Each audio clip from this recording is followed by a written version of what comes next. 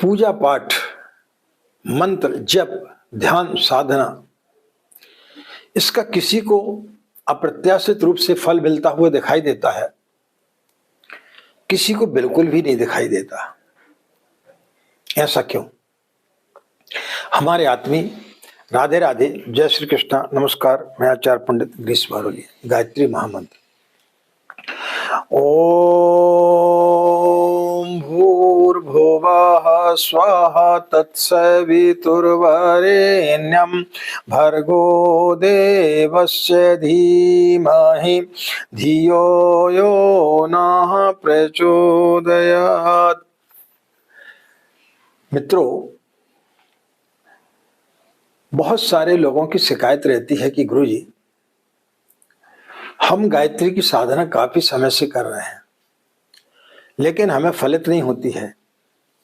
जबकि अन्य हम अपने इष्ट मित्रों से मिलते हैं जो कि गायत्री की साधना कर रहे हैं, तो कोई बताता हमें इतनी ज्यादा सफलता प्राप्त हुई, कोई बोलता हमारे ये काम ठीक हो गए, कोई बोलता हमारी नौकरी लग गई, कोई बोलता हमारे पारिवारिक समस्या थी वो समाप्त हो गई, कोई बोलता हमें जन्म कुंडली में किसी ने बताया कि आपके ये ग्रह दोष है वो समाप्त हो गए।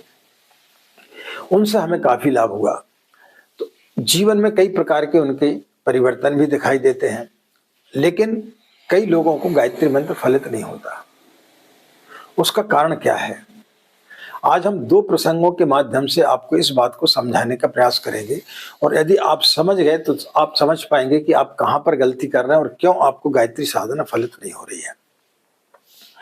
एक संत अपने शिष्यों के साथ में किसी अन्य स्थान के लिए जा रहे थे। रास्ते में सभी शिष्यों से उनकी वार्तालाप होते हुए जा रही थी। एक शिष्य ने उनसे पूछा कि आचार्य जी, इतने सारे शिष्य हैं आपके पास में और आप उन्हें शिक्षा देते हैं, लेकिन कुछ लोगों के लिए साधना बड़े जल्दी सफल हो जाती है और कुछ लोगों को बिल्कुल भी नहीं मिलती, कुछ लोग छोड़ करके चले जाते हैं, ऐसा क्यों है? वार्तालाप चल ही रही थी कि अचानक वहां पर कुछ लोग पत्थर फोड़ रहे थे। तो वो अपने शिष्यों के साथ में एक व्यक्ति के पास में गए और बोले, भाई क्या कर रहे हैं? बड़े क्रोध से भरा हुआ था, गुस्से में बोला, दिखाई नहीं देता क्या तुम्हारी आंखें फूट गई हैं? पत्थर तोड़ रहा हूं। दूसरे व्यक्ति के पास में गए, बोले भाई क्या कर रहे हैं? उसने बड़ी गहरी लंबी सांस ली और बोले, साहब क्या करें, परिवार का भरण पोषण करना है इसलिए पत्थर फोड़ रहा हूं, रोजी रोजगारी कर रहा हूं। तीसरे व्यक्ति के पास में गए, बहुत आनंदित था, भगवान के गीत गा रहा था। उससे पूछा क्या कर रहे हैं? अरे बोले, महाराज क्या बताऊं, बड़ा परम सौभाग्य है कि मुझे ईश्वर के मंदिर बनाने का एक अवसर प्राप्त हुआ है। यहां पर बोले भगवान का मंदिर बन रहा है, उस मंदिर को बनाने में मेरा भी कुछ योगदान हो सके, ऐसे भगवान ने मेरा चयन किया और मैं बड़ा आनंदित हूं। तो उन संत ने उनके शिष्यों को बोला कि ये तीन लोग हैं, एक क्रोध से भरा हुआ है, एक सिर्फ अपने परिवार के भरण पोषण के लिए कर रहा है, और एक जो है वो ईश्वर के मंदिर बनाने की सोच करके काम कर रहा है। काम एक साथ तीनों ही कर रहे हैं, लेकिन तीनों की सोच में फर्क है। जो व्यक्ति क्रोध से भरा हुआ है, ऐसे ही बहुत सारे साधक होते हैं। साधक भी इसी प्रकार के तीन श्रेणी के होते हैं।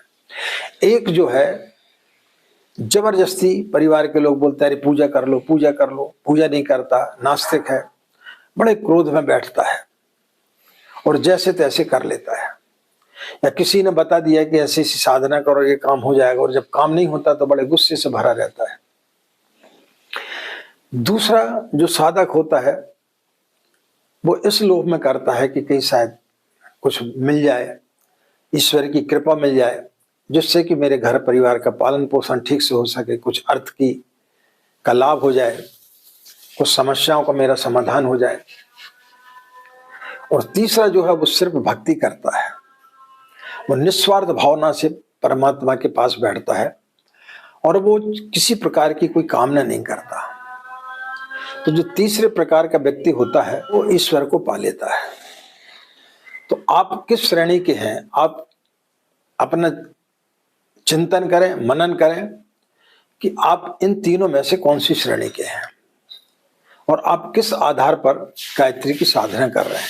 तो आपको समझ में आएगा कि आपको गायत्री मंत्र फलित क्यों नहीं हो रहा है। दूसरा प्रसंग है, हम किसी चीज का मूल्य नहीं समझते, और जब तक आपको किसी चीज का मूल्य समझ में नहीं आएगा तब तक आप उस चीज का सही तरीके से लाभ नहीं ले पाएंगे। एक संत महात्मा के पास में एक शिष्य आया, बड़े जल्दी में था और वो चाहता था कि संत महात्मा से कोई ऐसा मंत्र मिल जाए, ऐसी कुछ सिद्धियां मिल जाए जिससे मैं जल्दी से जल्दी सिद्धियां प्राप्त कर सकूं। तो उनकी खूब सेवा करता। एक दिन उसने बोला पैर दबाते हुए कि गुरुजी कोई ऐसा मंत्र बता दो जिससे मुझे बड़े जल्दी सिद्धियां प्राप्त हो जाए। तो उन संत महात्मा ने उसके कान में एक मंत्र बोला और बोले, इस मंत्र का तू नियमित रूप से जाप कर, और यह मंत्र मैंने तेरे अलावा आज तक किसी को नहीं बताया, इसको गुप्त रखना। वो शिष्य बड़ा प्रसन्न हुआ और नियमित रूप से उस मंत्र का जाप करने लगा। संयोग बस एक दिन महात्मा ने उसे बाजार भेजा, बोले शहर से जो है जा करके अमुक सामान लेकर के आ जाए।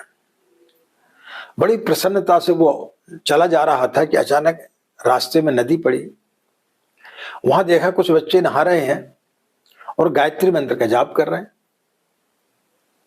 जो मंत्र उसको गुरुजी ने दिया था उस मंत्र का वो जाप कर रहे हैं। थोड़े और आगे गया तो मंदिर में देखा गायत्री मंत्र चल रहा है, जहां देखो वहां गायत्री मंत्र बज रहा है।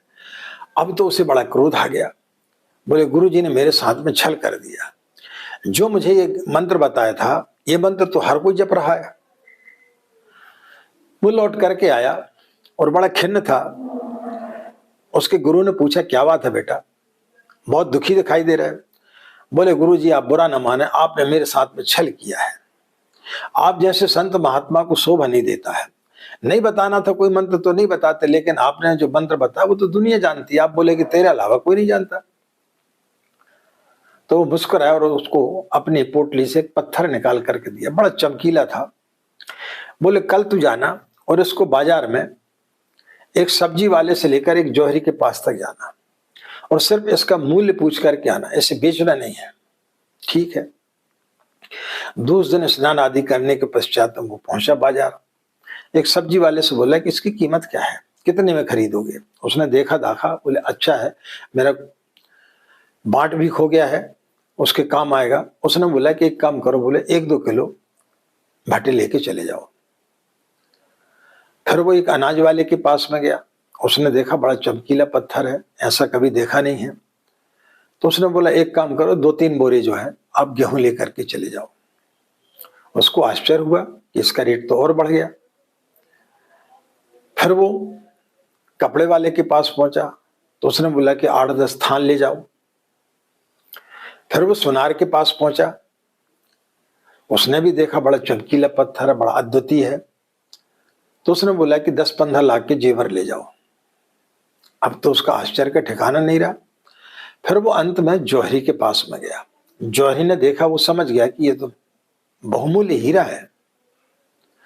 तो उसने बोला कि मैंने अपनी जिंदगी में इतना कमाया है, उस सब का सब मैं तुम्हें दे देता हूं, और इतना कमाया कि तुम्हारी कई पीढ़ी खाती रहेंगी तब भी कमाएगा नहीं, और ये पत्थर मुझे दे दो। वो लौट करके आया और गुरुदेव से बोला कि भाई एक सब्जी वाले ने 1-2 किलो भट्टे की कीमत लगाई, फलाने ने इतने की लगाई, ठिकाने ने इतने की लगाई, लेकिन एक जौहरी के पास में गया तो उसने बोला कि इसकी कीमत तो अमूल्य है, ये बहुमूल्य है, मेरे पास जो कुछ भी सब ले जाओ और ये मुझे दे दो। तो संत मुस्कुराए और बोले बेटा इसी प्रकार से गायत्री मंत्र है, जो जितना समझ पाता है उसके मूल्य को वो उतना ही मूल्य लगाता है। आप जिस श्रद्धा से, जिस विश्वास से और जिस मूल्य को उसको समझ करके साधना करेंगे उतनी आपको फलित होगी। एक जौहरी के भांति करेंगे तो आपको जो है उसके अनेक लाभ प्राप्त होंगे, सब्जी का व्यापारी है, उसके समान करेंगे तो उतना ही आप समझ पाएंगे, एक सुनार के समान करेंगे तो उतनी समझ पाएंगे।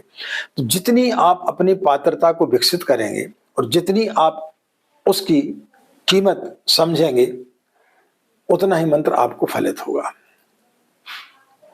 हम ईश्वर को भी बड़े हल्के में लेते हैं, उसकी हम कीमत नहीं समझते। हम समझते हैं कि अक्षत पुष्प चढ़ा देने से, 100 रुपये का प्रसाद चढ़ा देने से भगवान प्रसन्न हो जाएंगे, तो भगवान इतना सस्ता नहीं है। इसलिए कोई भी मंत्र, कोई भी शक्तियां इतनी सस्ती नहीं होती हैं। उनके मूल्य को समझें, और जिस दिन हम गायत्री मंत्र के मूल्य को समझ जाएंगे, उस दिन आपको वो सारी चीजें फलित होना प्रारंभ हो जाएंगी जो विश्वामित्र को हुई, वशिष्ठ को हुई, और अनेक ऋषियों ने गायत्री मंत्र की तपस्या करके और अनेक लाभ प्राप्त हुए। जो परम पूज्य गुरुदेव को शक्तियां प्राप्त हुई, वो आप भी प्राप्त कर सकते हैं। तो मित्रों, इन दो प्रसंगों से आप समझें कि आप किस स्तर के साधक हैं, आप कहां पर खड़े हैं, और आपको मंत्र क्यों फलित नहीं होता, बाकी लोगों को क्यों फलित होता है, तो आपकी बात समझ में आ जाएगी। आज की बात समाप्त। आप सभी के अंदर बैठे परमात्मा का हमारा प्रणाम। हमें आज्ञा दें। नमस्कार। ओम शांति।